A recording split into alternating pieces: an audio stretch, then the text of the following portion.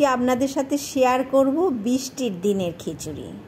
দারুণ স্বাদে। প্রথমেই বলি, কোনো রকম কথা হবে না।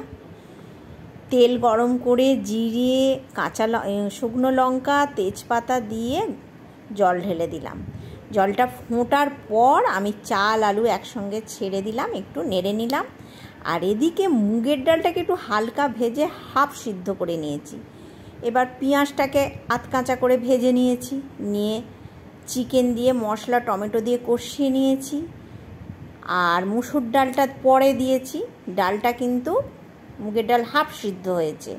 এবার মশলাগুলো সব দিয়ে দিলাম, দিয়ে এবার স্বাদ মতো লবণ দিয়ে এবার সব খিচুড়ি ঘাঁটা করে নেব।